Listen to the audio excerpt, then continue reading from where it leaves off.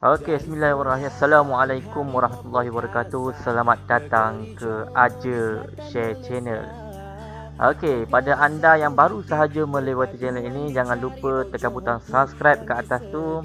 Kemudian like, komen dan share. Dan jika video-video ini semua bermanfaat, tekanlah butang loceng. Semoga ia dapat dimanfaatkan untuk semua. Okey, baik. Untuk pertemuan PDPR pada kali ini, saya akan kongsikan PDPR Sekolah Agama Kerajaan Negeri Johor bagi subjek Kesultanan Islam Johor Darjah 4, bab yang kedua, iaitu Kesultanan Johor Moden. Jom. Okey, baik. Kita bermula. Tahu tadi saya cakap sebenarnya bukan Kesultanan tapi Kerajaan Johor Moden. Okey, kita pergi kepada pengenalan. Okay, kalau kita tahu itu bagaimana Kerajaan Johor ini bermula. Okey. Datuk Temenggung Daeng Ibrahim ditabal sebagai Temenggung Johor pada 19 Ogos 1841 Miladiah. Dah lama pada 1841 Miladiah. Baginda mengasaskan birokrasi kerajaan Johor dengan menubuhkan pejabat raja, pejabat bakal raja dan pejabat menteri di Teluk Belanga. Teluk Belanga ni terletak di Singapura. Kerana semasa itu Singapura masih lagi sebahagian daripada Malaysia. Sekaligus melonjakkan Johor ke era kemodenan. Masa inilah bermulanya bagaimana kerajaan Johor ini bermula, bila mana Sultan Johor ketika itu, iaitu Sultan Temenggung, bukan Sultan Johor, Temenggung Daeng yang memulakan bagaimana bermula kerajaan Johor Moden itu. Okey, pada 10 Mac 1855 Miladiah telah termeterainya persetiaan Sultan Ali Iskandar Shah, Sultan Johor dengan sukarela menyerahkan kerajaan dan negeri Johor ini kecuali jajahan Kesang. Ketuanan negeri Johor ini berpindah kepada dinasti Temenggung. Dengan itu tamatlah pemerintahan dinasti Bendahara. Itulah sejarah awal bagaimana penubuhan kerajaan Johor Moden ini. Okey, kita pergi kepada 2.2 iaitu senarai nama Kesultanan Johor Moden. Okey, kita pergi. Okey. Baik, yang ini sekarang kita ingat yang pertama ialah Datuk Temenggung Tun Daeng Ibrahim Seri Maharaja, yakni pengasas Johor Moden, yang mana tahun pentadbirannya bermula pada tahun 1855 sehingga 1862.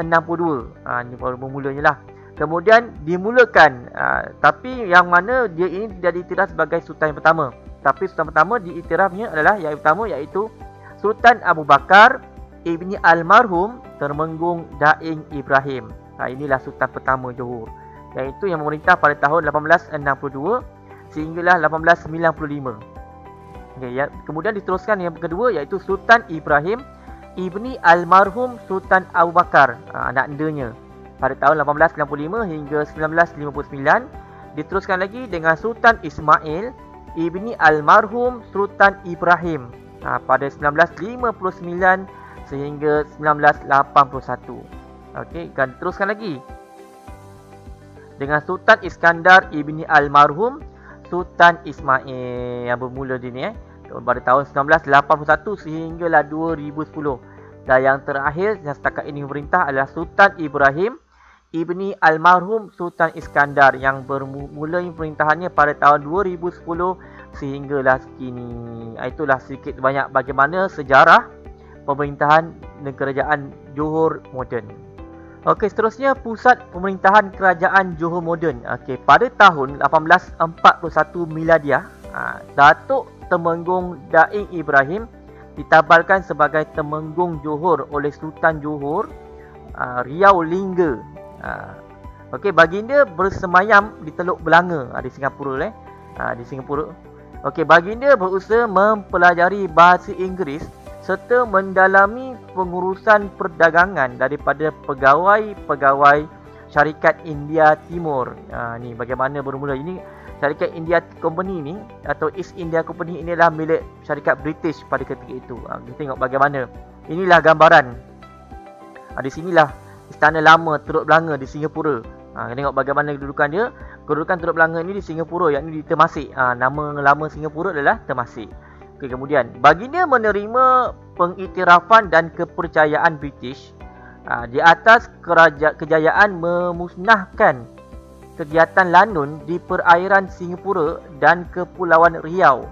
Baginda juga berusaha menambahkan hasil negeri dengan meneroka hutan belantara di tanah besar Johor dan menjalankan perniagaan hasil hutan seperti damar, rotan, buah-buahan dan getah taban.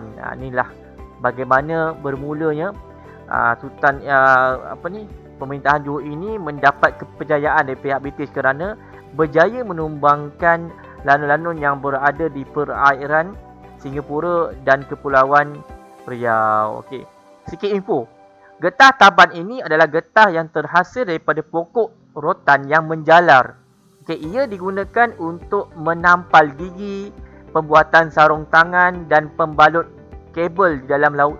Itu bagaimana namanya getah taban ini. Okey, seterusnya. Sebaik sahaja Ketuanan Negeri Johor berpindah kepada baginda pada tahun 1855 Miladiah, Temenggung dan pengikutnya berlayar dari Teluk Belanga dengan kapal sayang menuju ke tanah besar Johor. Mereka mendarat di Tanjung Puteri. Tanjung Puteri ini tempatnya adalah di negeri Johor lah. Tempatnya di bandar Tanjung Puteri. Okey.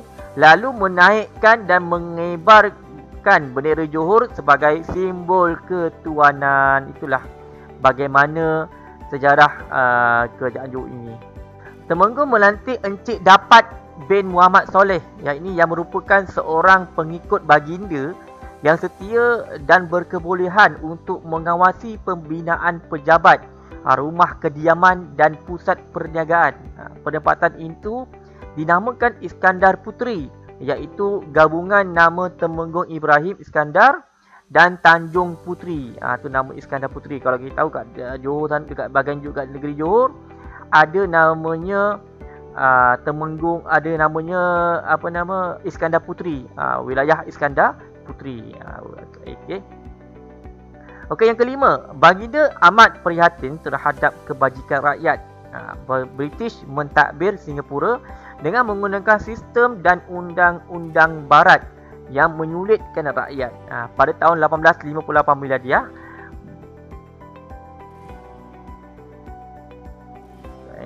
baginda memindahkan sebahagian rakyat dan pusat pemerintahan daripada Teluk Belanga ke Iskandar Puteri sehinggalah ke hari ini.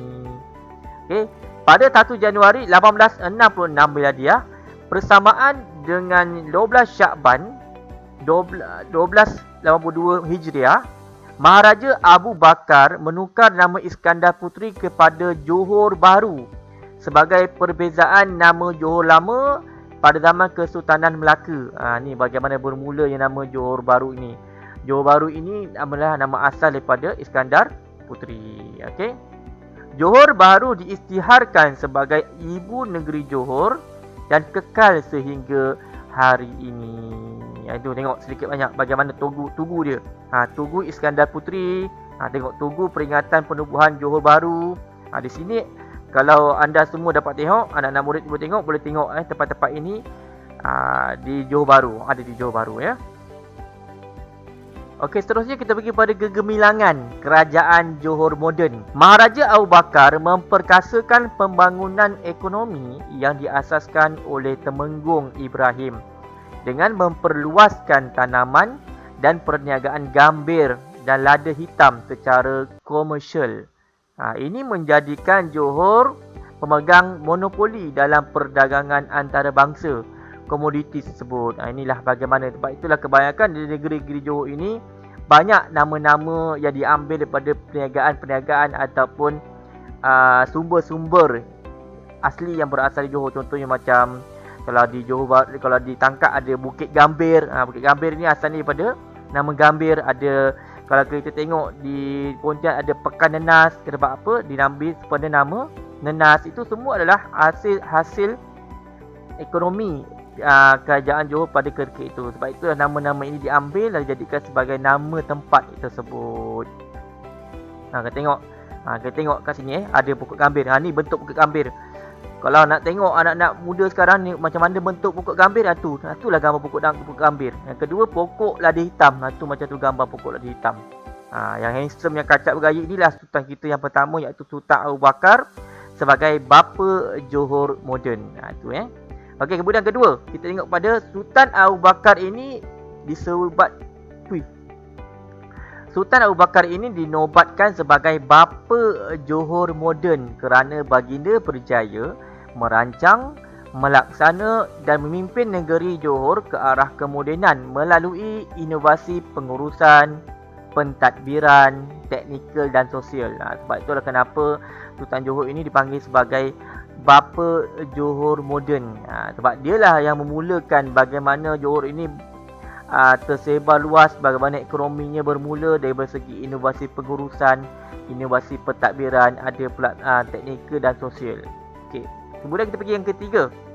Johor merupakan negeri pertama yang menubuhkan sistem pentadbiran demokrasi berasaskan peraturan dan undang-undang, iaitu dengan menubuhkan sebuah Jumaah Menteri mengandungi 12 orang cendekiawan Melayu yang menasihati dan bersama-sama baginda mentadbir negeri Johor. Nampak? Inilah negeri yang pertama, yang mana dia tubuhkan sistem pentadbiran. Maknanya ada satu sistem pentadbiran yang sistematik, sistem pentadbiran yang demokrasi, bukannya hanya kepada sistem yang berasas kepada raja semata-mata. Itu sistem lama, Johor lama. Kalau kita tengok dulu, kalau tengok sejarah raja dahulu, mereka ini lebih kepada ketuanan raja. Tapi kalau kita tengok pada sekarang, ada sistem demokrasi yang ada pula penasihat-penasihat raja ini yang membantu raja untuk memimpin negeri tersebut. Itu namanya negeri Johor ni, negeri yang pertama yang menubuhkan sistem sedemikian.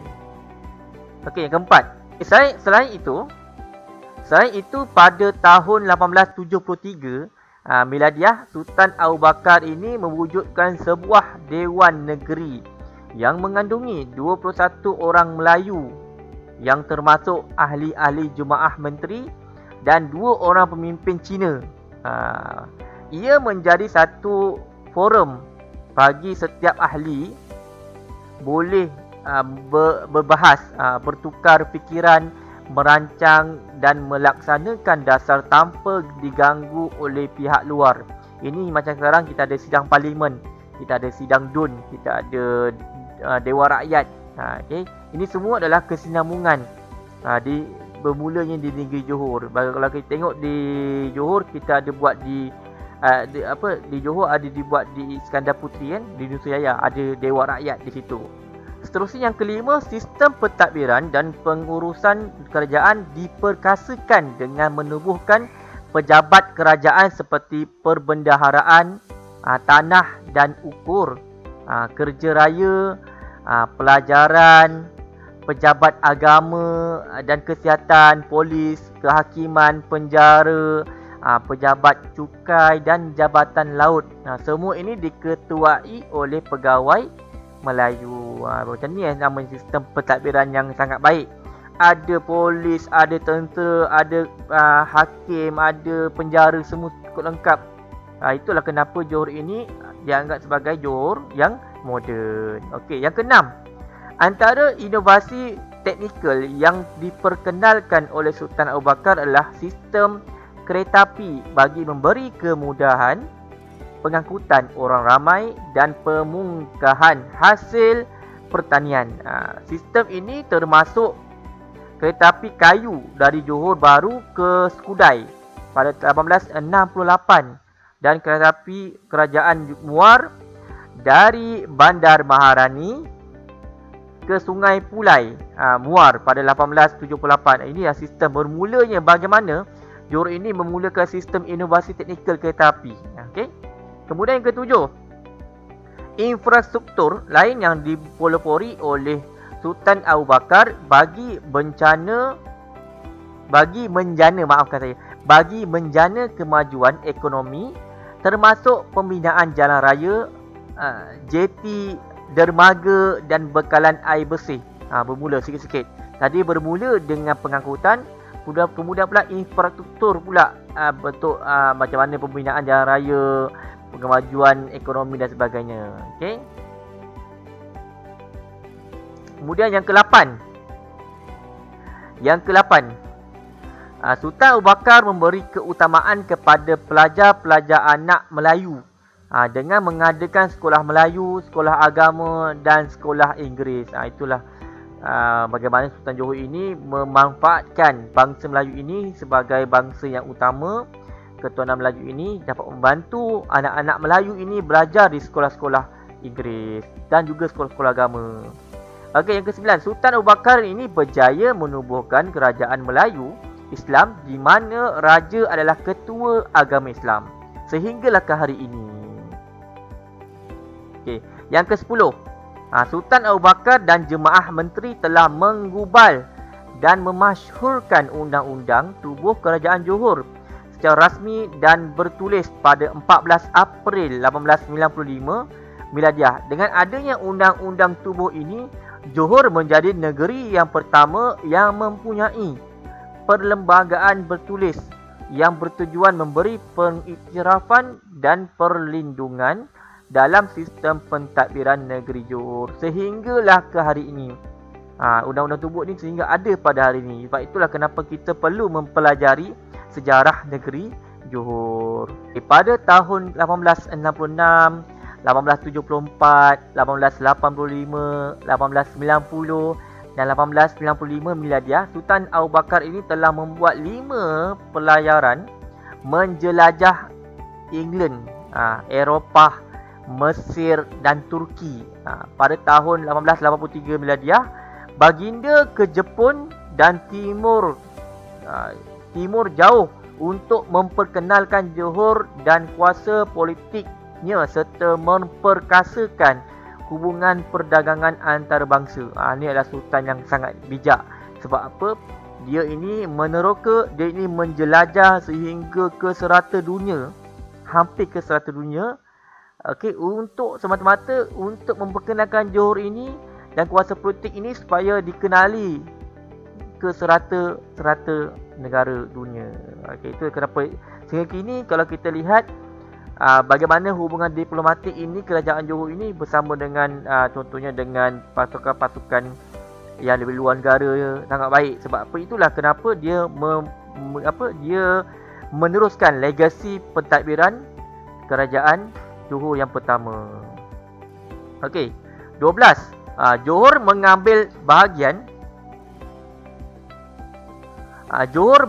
bahagian secara aktif dalam pameran perdagangan antarabangsa dengan negara lain. Antaranya yang pertama, negara England pada 1892. Kemudian yang kedua, Paris pada 1867. Yang ketiga, Sydney 1879. Yang keempat, Melbourne 1880. Dan yang kelima, Calcutta pada 1883. Adelaide 1887. Chicago 1895 dan 1933 dan San Francisco pada 1939. Inilah antara negara-negara yang besar yang mana kerajaan Johor ini, bagaimana Sultan Johor ini mengambil aktif perdagangan, dia luaskan perdagangan di antara bangsa dia kepada negara-negara ini. Okey. Tengok bagaimana pameran perdagangan antara bangsa ini. Tengok inilah dia antara pameran-pameran antara bangsa ni. Okey, yang ke-13. Okey. Saya naikkan sikit Okey, semua perancangan dan tindakan di atas, khususnya permasyhuran undang-undang tubuh kerajaan Johor ini merupakan satu benteng yang kukuh membolehkan Sultan Abu Bakar ini mempertahankan kedaulatan dan kemerdekaan negeri Johor daripada cita-cita penaklukan British selama 33 tahun berturut-turut. Lama, 33 tahun, bayangkan. Sangat lama. Okey.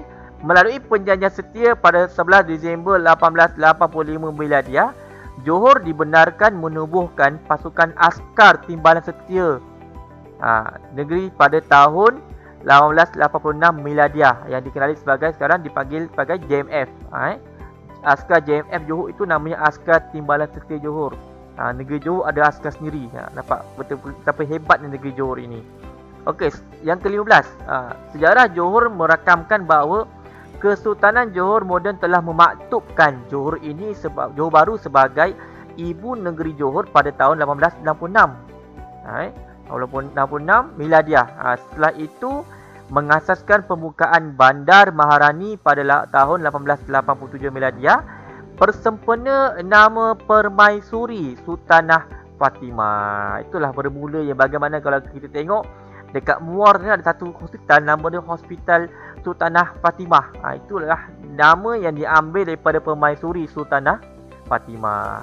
Namun begitu, Duli Yang Maha Mulia Sultan Ibrahim Ibni Almarhum Sultan Iskandar telah memberi perkenan memasyhurkan Bandar Maharani Muar sebagai bandar diraja pada 24 November 2012 Miladiah. Bandar Maharani di Muar dikenali sebagai bandar diraja oleh Sultan Ibrahim, sultan kita yang sekarang ini. Okey, itu saja untuk perkongsian pada kali ini. Okey, jangan lupa untuk kita sama-sama memanfaatkan apa yang dipelajari pada hari ini, pada pelajaran kali ini. Semoga ia dapat disebarkan, dapat dimanfaatkan untuk semua. Okey, itu saja. Jangan lupa untuk subscribe, kemudian tolong like dan sharekan segala informasi PDPR tutorial yang terdapat dalam channel ini. Semoga ia dapat beri manfaat kepada semua orang. Okey, itu saja untuk perkongsian pada kali ini. Assalamualaikum.